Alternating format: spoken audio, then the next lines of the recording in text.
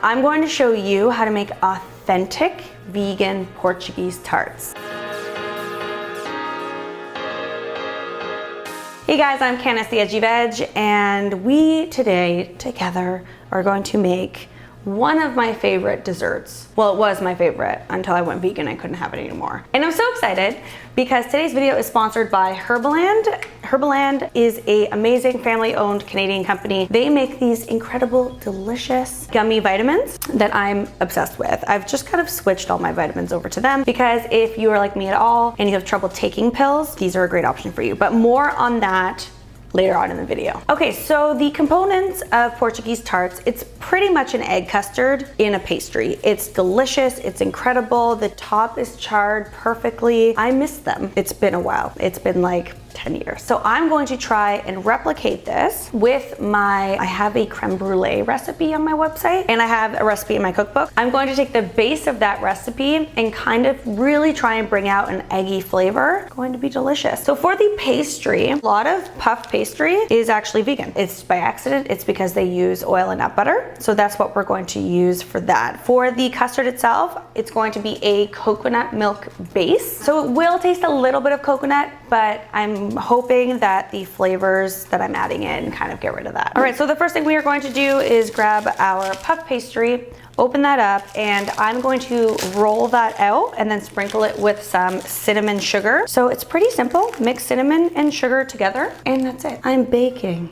Hello. All right, so you want to flour your work surface as well as your hands because this dough is pretty sticky. I stuck this in my fridge overnight, thaw out from the freezer. Now I have 2 squares here that I can use. So I'm just gonna roll this out, and you want a square. You can always put it between 2 pieces of parchment. I just feel like I have less control. And careful not to add too much flour. So I'm trying to add it to the rolling pin and not the actual pastry itself. So this pastry came in 2 squares. So I'm just going to do 1 and then I'm going to do the other. It's easier that way than shoving them together and trying to do, you know, a perfect square. And now we are going to take our cinnamon sugar and put it on here.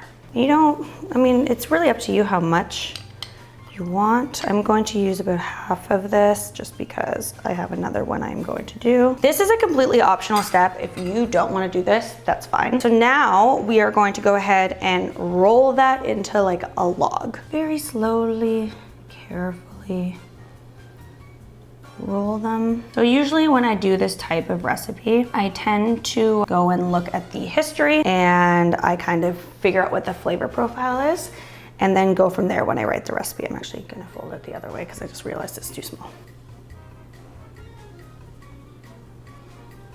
All right, and this log right here should make around 12 tarts. I like to just wrap it in some parchment paper, and I'm going to more or less just do the same thing. Wrap it like that. And you can either fold it just under if you want, or you can kind of tie it at the end here like a little candy, a little bonbon, and then stick it into the fridge like this for about 30 minutes. All right, I'm going to start making the custard. I'm going to make kind of like a cinnamon infused base. So for that, I am using 1 can of coconut milk, some sugar, and a cinnamon stick. So shake up the coconut milk if you can.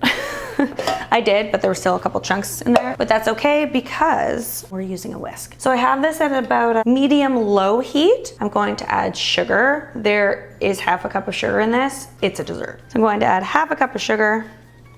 And then this is, again, completely optional, but I like to infuse my coconut milk with the essence of cinnamon without adding the actual cinnamon. So I'm just getting a cinnamon stick, or I have one, I already got it. And I'm putting that into this guy as soon as sugar is dissolved. So whisk this constantly. You want the sugar to be melted and you need a whisk to do that. So just constantly be stirring the mixture over medium-low heat until you no longer feel the heaviness of the sugar. All right, so then you get this very sweet coconut milk after the sugar has dissolved. And what I'm going to do is just put in my cinnamon stick and bring that to a very light simmer for about a minute.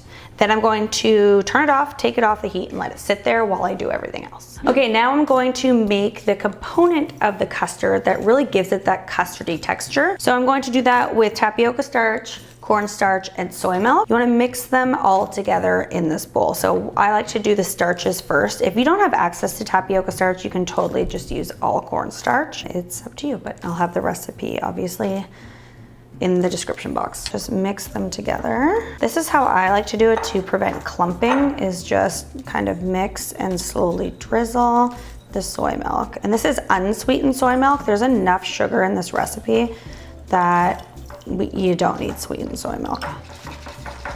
All right, I have greased my muffin tin. If you have like custard or tart, not custard, tart mold, you can use that. I find a muffin tin is just fine. It's kind of the perfect size for this. And this should make roughly 12. I have a really bad habit of when I bake, I end up with like 13 or 11. But we're gonna try our best today. So I like to just kind of eyeball it, figure out where the middle is, and then, so let's say like here. And then don't cut it, but add a little notch. So I'm going to do them half at a time. So you want 6 on each one. We're gonna do thirds. So roughly here and like here.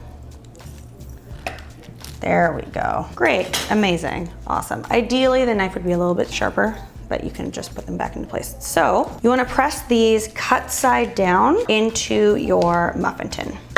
And then, so you wanna start with the center, press it down, and then press it all the way around, coming up over the lip here, just a little bit. Okay, so I kind of like to press it down and then work it up. So just kind of move it around and go to the next one. So what I'm hoping with the whole rolling situation is that we get some added flakiness, or let's pray that's what happens. Okay, I just finished squashing down all of these tarts, and I'm going to put them into the fridge just until I'm done the custard. All right, I am back at the stove working on my custard here. I'm just going to take out that cinnamon stick that we had infusing into the coconut milk there. I am going to add nutritional yeast. This will give it kind of that like distinct eggy, buttery flavor that you get from like an egg yolk. And this is exactly why we use it in tofu scramble. Going to add some vanilla, of course.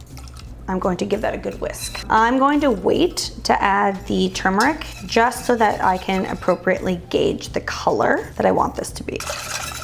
What I'm going to do is kind of put everything together now. So we have our coconut milk, sugar, kind of syrupy mixture down here, and I'm going to whisk it while adding in my starch mixture. Now just go in there and just kind of make sure nothing's settled to the bottom, and then be constantly whisking and slowly pour this in.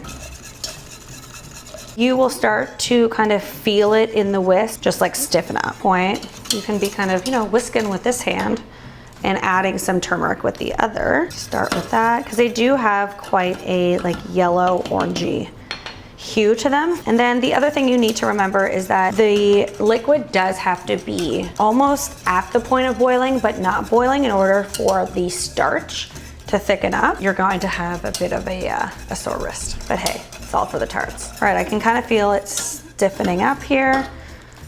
I'm going to quickly add a bit more. It smells really good.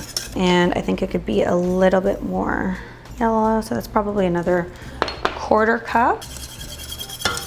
Again, a little bit at a time so you don't end up with something bright yellow or orange, because a lot of turmeric has different hues. So with these guys, they are sweet. If you have a sensitivity to like sweetness, you could probably get away with a 1/4 cup of sugar, but also to make it kind of eggy and really round out the flavor and kind of give that sulfuric taste, I'm going to use Kala Namak. This is a Indian salt, and what it does is it kind of smells and tastes sulfuric. So what you're getting is that kind of like eggy flavor. So right when you are done, you don't want to mix this in kind of when it's really hot. So I like to do it as soon as I love the consistency of my tart. Yeah, it's pretty good. Add a little bit of this. I like to add it in, taste it, add it in, taste it. All right, so everything has dissolved here. The salt is dissolved. I just tasted it and it's perfectly eggy for me. I'm just going to take this scoopy scoop here. It's like a small melon scooper, melon baller, and just slowly start to fill up these guys. I'm estimating that you'll need about 2 to 3 tablespoons per tart. I'm going to put 1 into all of them and then top them off, because you definitely want to make sure that you have enough for all of your tarts, because it would be very sad. But I do think that color is pretty spot on. It does have a little bit of a green hue to it, which is interesting, but I think that's just that type of turmeric. All right, if you find that you went in with your second tablespoon and it added kind of a weird thing on top, you can just go in and smooth it out if you want to. But for the most part, they're good to go. Again, do this quickly because it does really harden, and then you're going to have really weird looking tarts. So I'm going to throw these into the oven for 15 to 20 minutes. It could be a little bit less, could be a little bit more, depending on your type of oven. So this is a guideline, so do watch them. But 15 to 20 is usually good. Jiggle, jiggle. All right, while I'm waiting for my tarts to bake and become delicious, let me tell you a little bit about our sponsor, Herbaland. So Herbaland is someone that I've worked with a couple times. I actually bought this gummy on my own money, went to the store looking for a B12 and a D3 supplement, and started posting about them, and they contacted me. They're like, if you love it this much, I'd love to work with you. So that's amazing. They are a Canadian family-owned business. Really love that their values align with ours here at the Edgy Veg. So inclusivity, accessibility, they're allergen-free, and they're so delicious. The three that I really, really love are the plant-based omega-3, the D3 and B12, and then of course the calcium and D3. Now, as a vegan, I like to ensure that I'm always getting my omega-3s and that I'm always getting enough B12. I used to get shots of B12, like a needle, but with everything happening, this has been an incredible replacement for that. I need B12 for energy. It makes me feel alive. So these are my favorites. They're delicious. All right, so you want these to sit on a wire cooling rack in the pan for about 10 minutes. They're quite hot, so you don't want to move them. After that, you can put them onto a wire cooling rack on their own and then let them cool completely, because again, that custard needs to set. So initial first thoughts, I definitely overfilled them. So stick to the kind of like 2 tablespoon mark and you should be perfect. I'm not upset about it because who doesn't love custard? It's just more custard. But I'm going to let this sit and we'll come back in a few minutes when they're cool. Hey guys, so sadly our audio did not work on the last clip where I'm trying the Portuguese tarts, but I just wanted to let you know that I'm so excited to be partnering with Herbaland and being one of their official ambassadors. So moving forward, the code EDGYVEG20 will get you 20% off all of your orders moving forward, not just your first order. Thank you so much again to Herbaland for sponsoring me and supporting all of this amazing vegan content that we do. I will leave links to where you can find them in the description box down below, and I hope that you guys definitely give them a try.